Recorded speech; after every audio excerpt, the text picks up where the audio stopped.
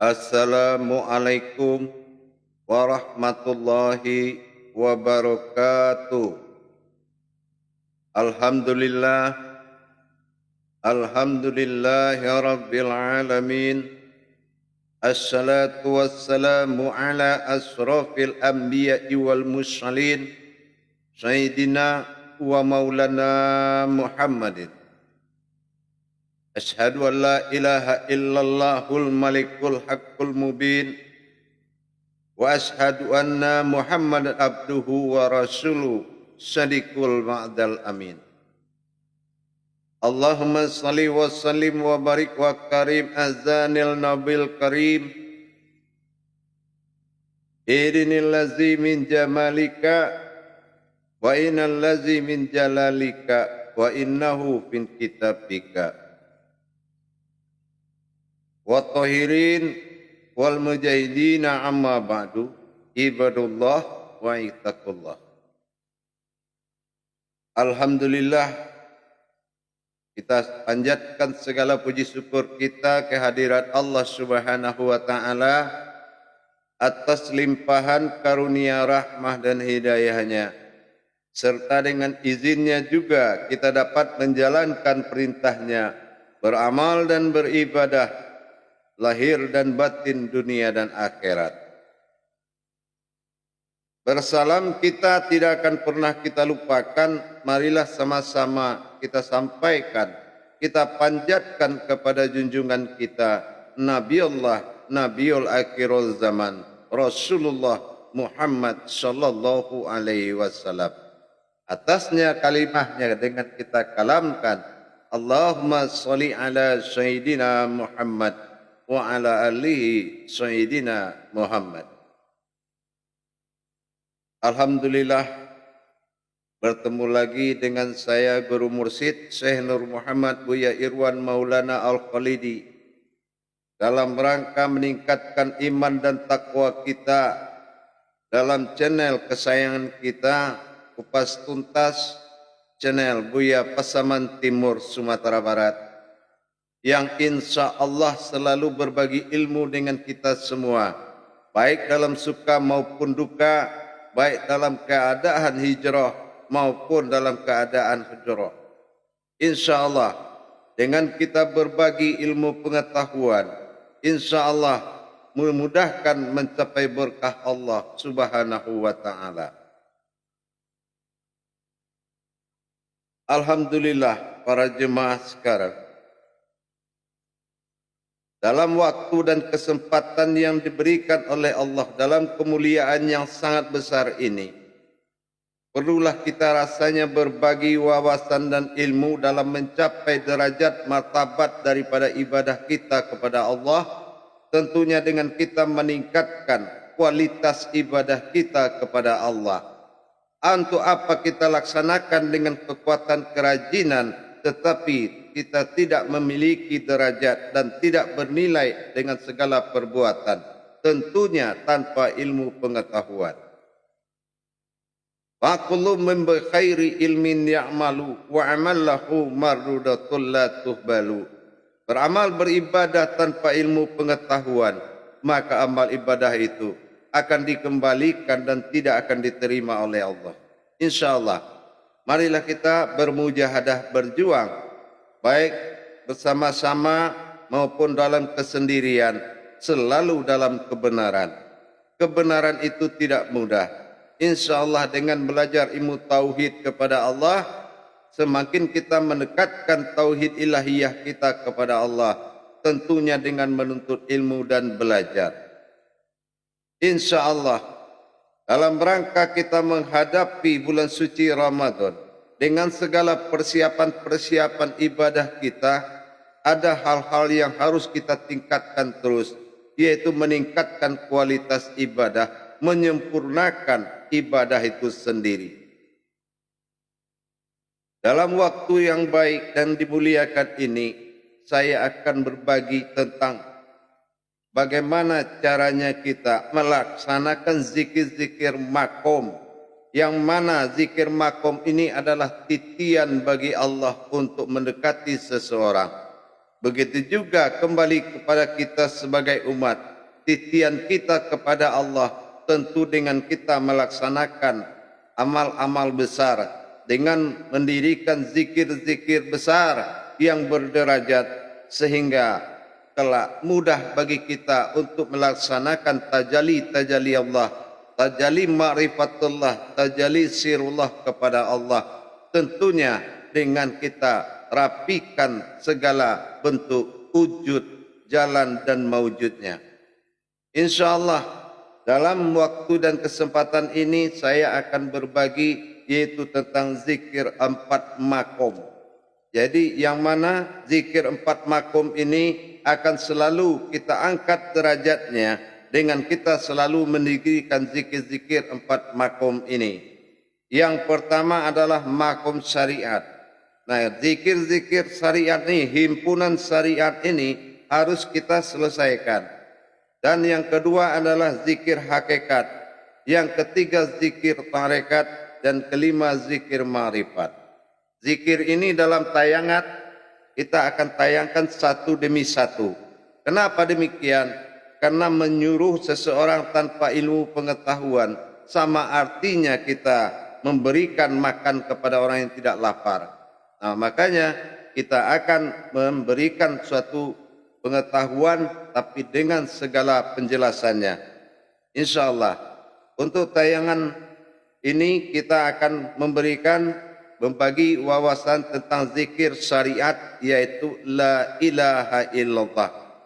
Dan ingat, tayangan berikutnya kepada zikir hakikat, berikutnya zikir tarekat, dan berikutnya zikir ma'rifat. Jadi saksikan tayangan ini 4 tayangan untuk penyesuaian dan pemahaman yang lebih bagus. Kenapa kita akan menguraikan satu demi satu?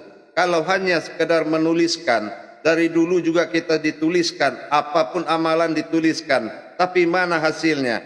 Mana kodrat-kodratnya? Tidak pernah ditayangkan, tapi tidak pernah disampaikan.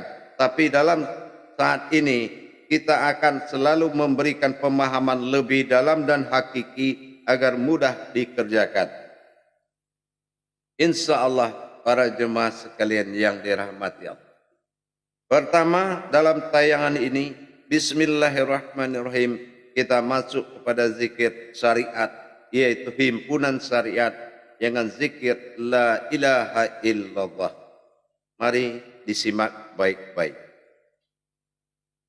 Para hadirin, penonton dan para jemaah sekalian, hamba Allah yang dimuliakan Allah. Mudah-mudahan bermanfaat buat kita bersama. Zikir syariat ini dikenal dengan zikir zahir batin. Kenapa dikatakan zikir zahir batin? Syariat ini memiliki 2 kodrat. Ada kodrat zahir dan ada kodrat batin. Kodrat zahir ini disebut dengan sifat amaliyah. Sementara kodrat batin disebut dengan kodrat ibadah. Inilah amal dan ibadah. Kalau untuk meningkatkan zikir amal dan ibadah, kita harus tahu dulu kodrat-kodrat daripada amal dan ibadah tadi atau zahir dan batin itu. Nah, kalau kita bicara mengenai zahir dan batin, sudah pasti sifat zahir bagi Allah itu adalah sifat batil. Apa sifat batil? Batil itu dikatakan sifat batilnya daripada zahir. Karena Allah tidak bersifat zahir pada maujud. Nah, ini dinamakan nafis. Ini yang harus dinapiskan. Atau dikatakan disingkirkan. Atau dielakkan. Tapi kalau dikatakan dengan sifat batin, itu sifat mutlak bagi Allah. Nah, ini yang isbat. Maka sering dikatakan orang, kalau zikir nafi isbat itu selalu dengan bahasa zikir la ilaha illallah, zikir nafi isbat.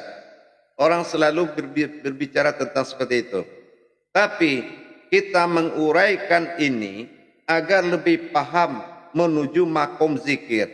Apakah zahir batin zikirkan? Tidak. Nah, di sini Jadi kalau ada zahir batin, terus zahir batin dizikirkan. Bukan. Kita akan mencari makomnya nanti. Dalam pemahaman ini, kita kembali kepada rumus tauhid.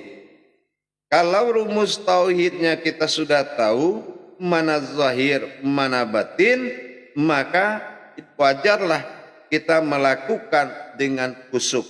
Tapi kalau makomnya di tauhid kita tidak tahu, kita akan berzikir. Dalam arti apa? Kita hanya menzikirkan, mengulang-ulang kalimat itu. Kalau mengulang-ulang, itu bukan dikatakan zikir, itu witir. Nah, yang dikatakan zikir itu mengingat. Nah, tapi karena ini nafi isbat, mutlak dalam kalimat la ilaha illallah, maka kita harus berpedoman kepada ayat tauhid. Jadi harus memiliki pedoman yang kuat, pedoman secara hakikat. Para jemaah, para hadirin yang dirahmati Allah. Kalau kita bercerita tentang zahir dan batin, memang Allah mengatakan Allah fi zahiru wallahi fil batinu. Ya, kita akan akui Allah bersifat zahir, Allah bersifat batin. Tapi yang dimaksud bersifat zahir ini, Allah bersifat pada zahir atau bertingkah, dan Allah bersifat pada batin. Nah, ini pemahamannya harus jelas. Jadi jangan nanti Allah bersifat zahir, zahirnya kita. Bukan. Bersifat pada zahir dan bersifat pada batin. Nah inilah Allah fil zahiru wallahi fil batinu. Tapi sebagai apa fungsi daripada zahir ini? Allah memfungsikan zahir ini dalam kutsinya mengatakan wallahi fil zahiru alal batinu. Sesungguhnya zahirku itu adalah memperlihatkan yang batin, memperlihatkan yang tersembunyi. Jawaban dari seluruh kaji ada pada zahirnya Allah.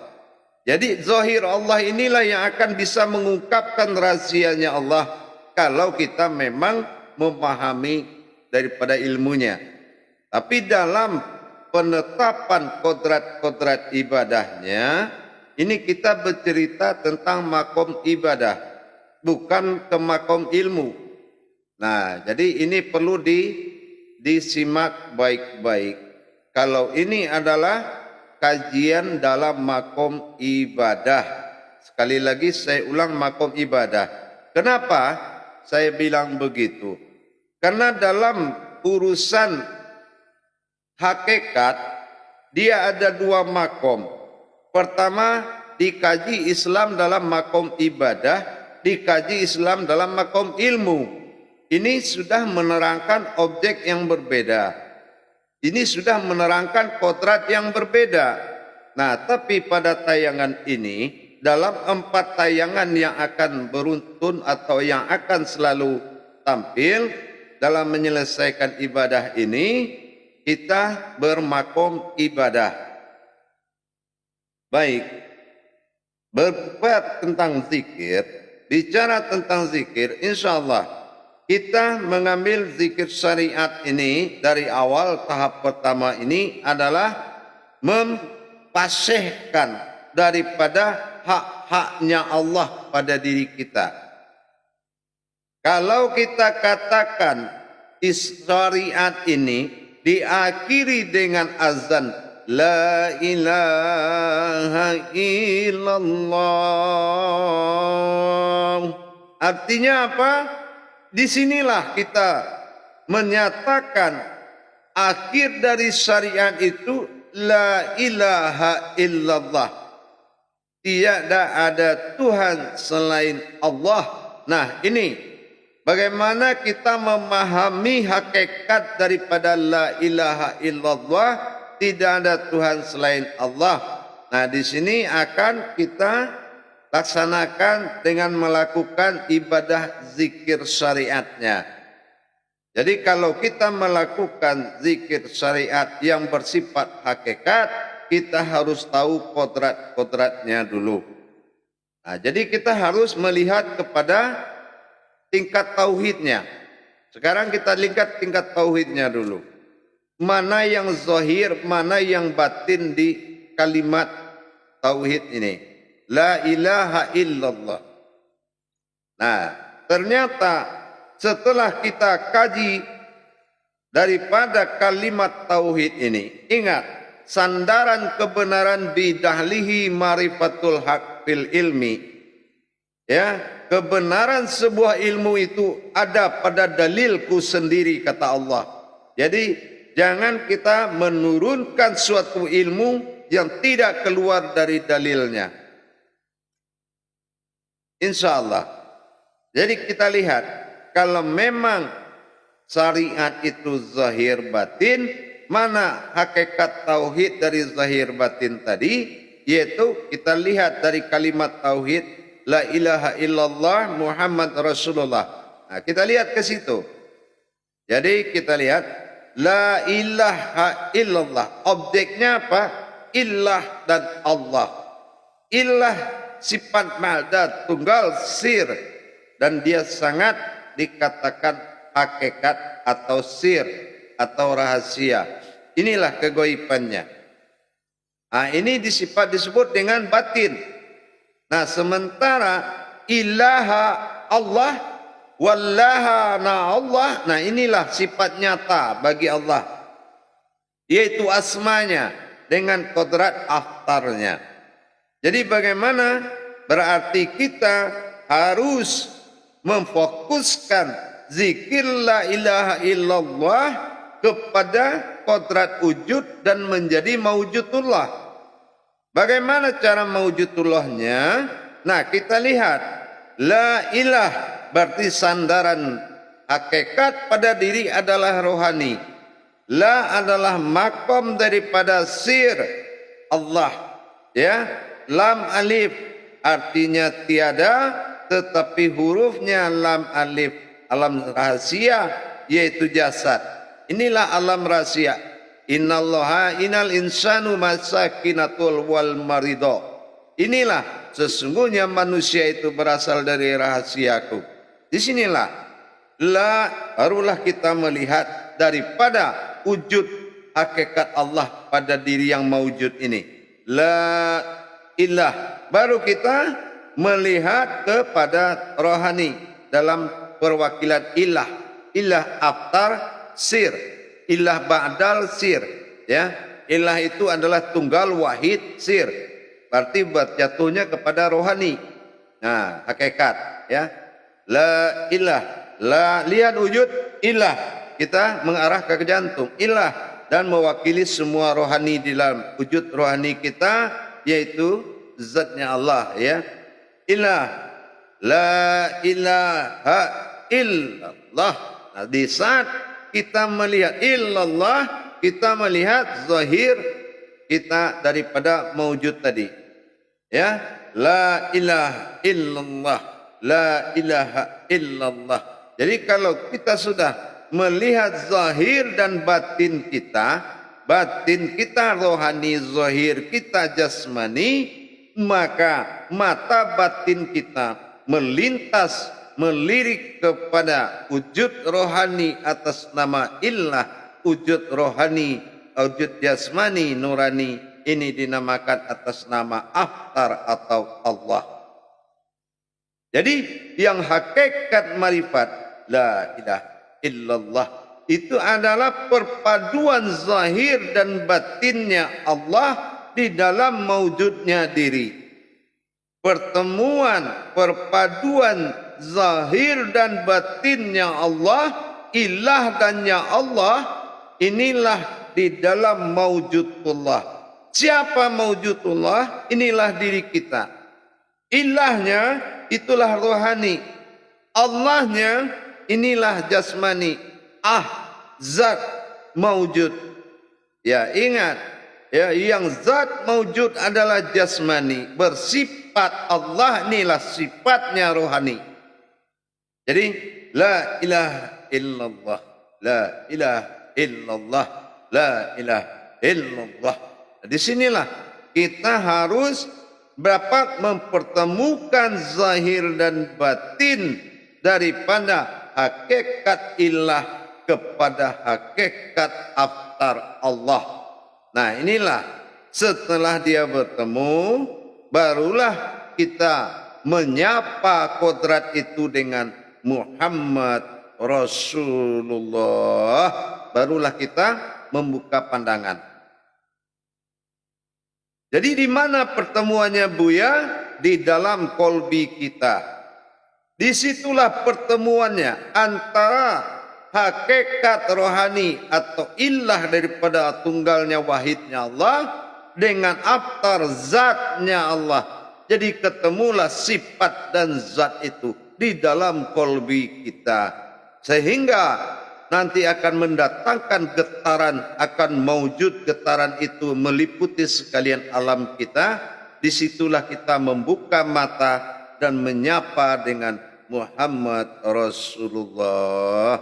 Insya Allah inilah zikir yang dikatakan zikir syariat. Makanya zahir dan batinnya Allah itu memiliki kodrat-kodrat yang sangat kuat. Para hadirin dan para jemaah yang dirahmati Allah. Jadi dengan kita mengadakan zikir-zikir nafi isbat kepada Allah, sesungguhnya itu adalah kemuliaan yang paling besar. Bagaimana kejadian seperti itu terjadi? Karena apa? Sahadat artinya menyatukan, sahadah langsung ahad menjadi satu. Sehingga tidak ada lagi perbedaan, melainkan zahir dan batin. Dan disinilah sifat zahir adalah keumatan, sifat batin adalah ketuhanan. Nah, makanya dikatakan dalam kodrat, hakikat daripada alif lam mim, aku dizahirkan untuk menyembah. Sadari di situ, kalau ragam aura dan semua kodrat itu mewujudnya adalah diri kita sendiri. Inilah yang dikatakan sahadat, sahadah, ahadah. Menyatu langsung menjadi satu. Inilah zahir dan batin. Nah, hakikat daripada zahir adalah sifat menyembah. Hakikat daripada batin adalah sifat disembah. Inilah berasal dari kata illah dan Allah. Ingat itu. Ya, illah dan Allah. Nah, inilah yang dikatakan awal diri adalah Tuhan, illah tunggal. Tapi awaludin ma'rifatullah. Awal agama sudah bernamakan Allah. Jadi zahir batin nuansa auranya adalah hakikatnya adalah agama. Islam itu adalah kodrat, bukan sembahat. Hakikat Islam itu adalah kodrat. Ingat, insya Allah di tayangan berikutnya kita akan menayangkan yaitu hakikat zikir hakikat. Nanti akan kita tayangkan zikir hakikat, insya Allah. Jadi untuk zikir syariat, insya Allah sudah bisa kita pahami. Insya Allah dengan kita mendirikan zahir batinnya Allah dalam kalimat la ilaha illallah, dalam zikir syariat ini, maka terhimpunlah. Makanya kalau kita azan, kita di saat mendengar azan la ilaha illallah, maka kita harus menatap satu kodrat zahir dan batin di dalam kolbi kita. Insya Allah. Jadi itulah para jemaah sekalian, kita harus mengkaji apapun yang akan kita lakukan. Paham? Insya Allah. Dan zikir-zikir ini akan dimanfaatkan sebagai ibadah sepanjang bulan Ramadan dan seterusnya. Tapi insyaallah langkahnya memang turun di awal Ramadan, tapi mudah-mudahan untuk selamanya menjadi pegangan hidup. Insyaallah mudah-mudahan memang kita hanya selalu berbuat yang terbaik. Bagaimanapun kebaikan itu di atas yang terbaik kita harus capai terus demi tertingkatnya, meningkatnya derajat dan kualitas ibadah diri kita kepada Allah Subhanahu wa taala. Akhirul kalam, wabillahi taufik wal hidayah. Wassalamualaikum warahmatullahi wabarakatuh.